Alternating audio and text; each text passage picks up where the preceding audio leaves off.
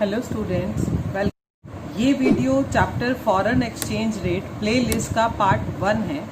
इस वीडियो में हम क्या सीखेंगे? हम सीखेंगे कि फॉरेन एक्सचेंज क्या होता है, फॉरेन एक्सचेंज, और हम सीखेंगे फॉरेन एक्सचेंज रेट क्या होता है, एक्सचेंज रेट, और हम इसमें पढ़ने वाले हैं फिक्स्ड एक्सचेंज रेट क्या होता है, fixed exchange rate. Foreign exchange क्या होता है बच्चों? फॉरेन एक्सचेंज का मतलब होता है foreign exchange refers to all currencies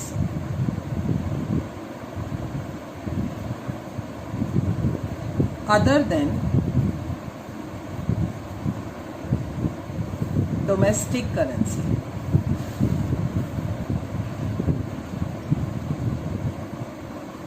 Other than domestic currency. इसका क्या मतलब है? हमारी करेंसी क्या है? हमारे इंडिया की करेंसी क्या है? इंडिया की करेंसी क्या है? इंडियन रुपी, यही है। इसी तरह से हर कंट्री की करेंसी है। लाइक यूएसए में क्या है? डॉलर। जापान में क्या है? येन। तो इस तरह से हर कंट्री की अलग अलग करेंसीज हैं, ठीक है। तो ये करेंसी को कहा जाता है फॉरेन एक्सचेंज, अपनी करेंसी को छोड़कर। अगर मैं बात करूं कि हमारे लिए फॉरेन एक्सचेंज क्या है, तो हमारे लिए डॉलर, येन, पाउंड, ये हमारे लिए फॉरेन एक्सचेंज है। अपनी करेंसी को छोड़कर बाकी सारा जो करेंसीज हैं वो हमारे लिए क्या है बच्चों? Foreign exchange. Foreign exchange clear? अब हम आते हैं कि फॉरेन एक्सचेंज रेट क्या होता है। Foreign exchange rate, foreign exchange rate का क्या मतलब है? Foreign exchange rate refers to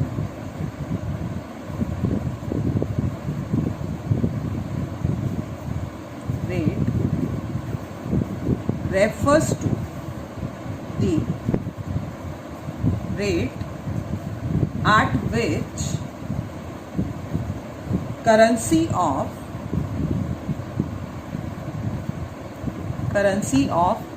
one country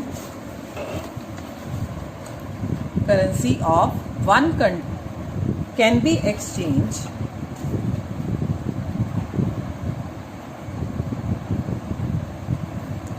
for the currency of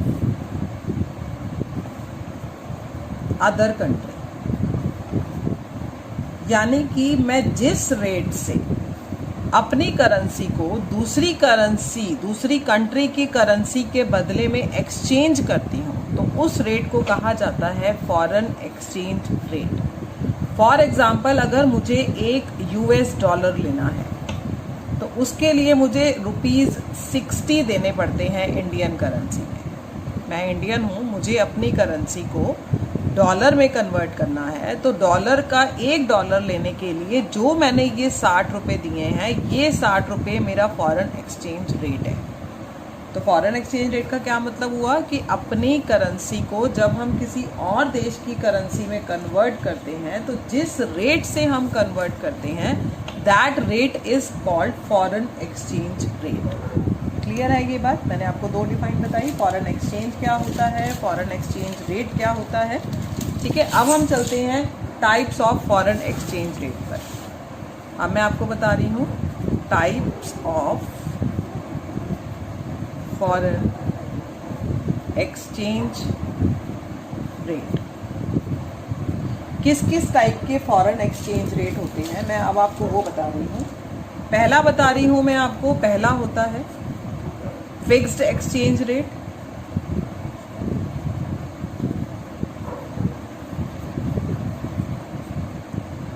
second हम पढ़ने वाले हैं, सेकंड होता है flexible exchange rate.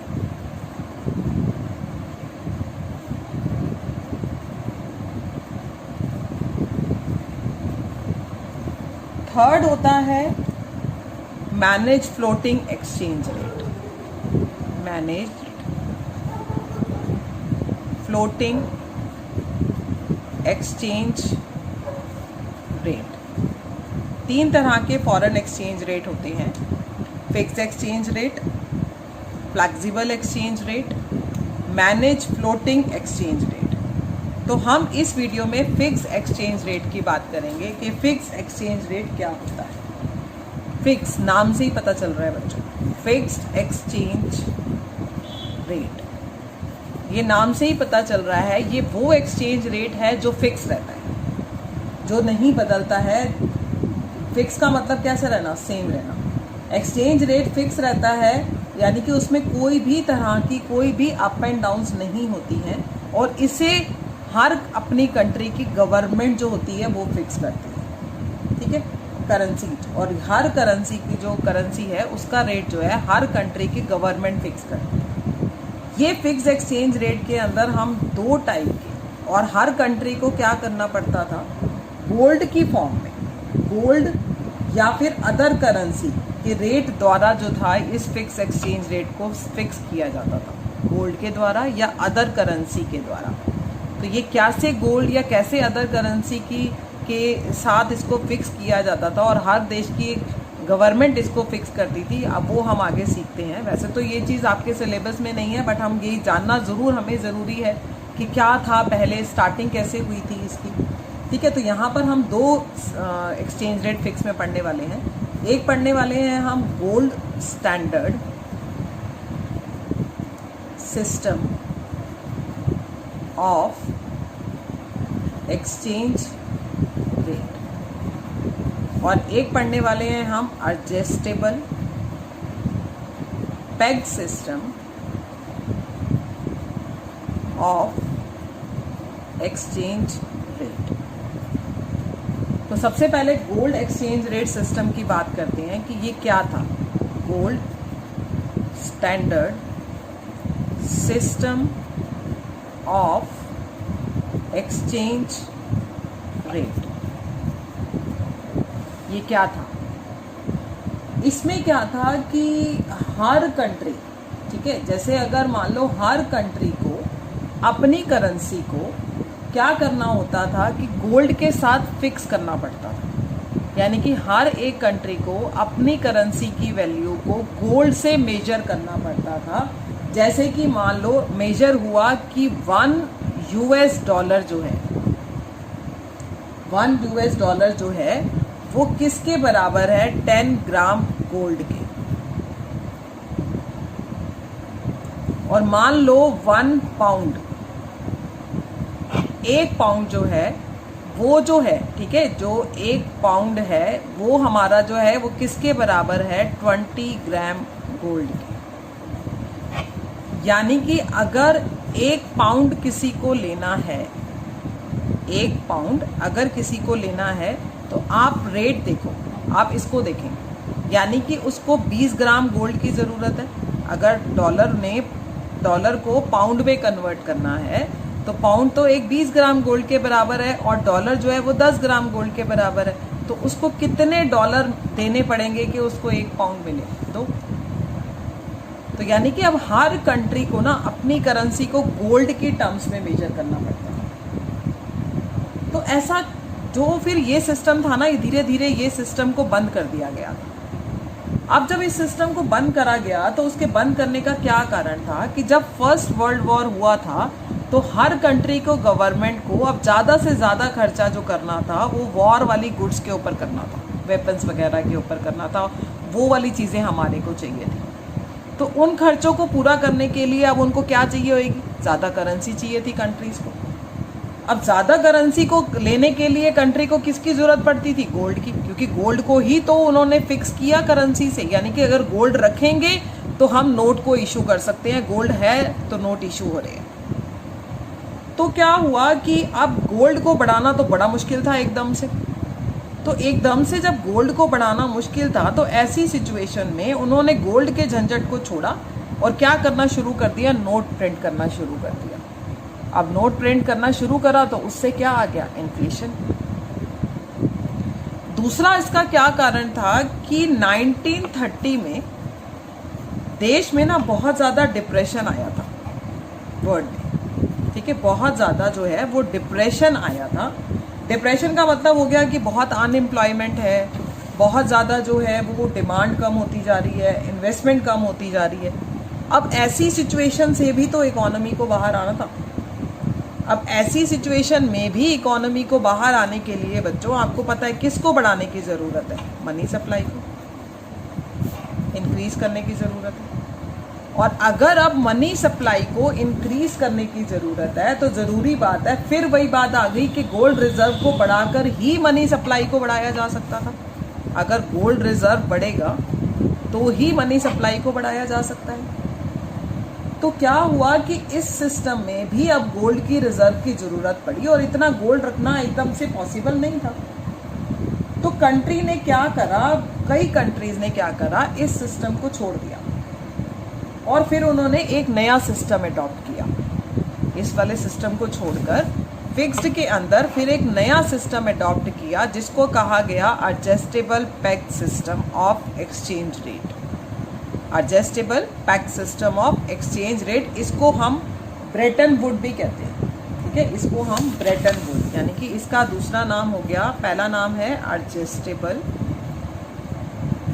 Peg system और ब्रेटन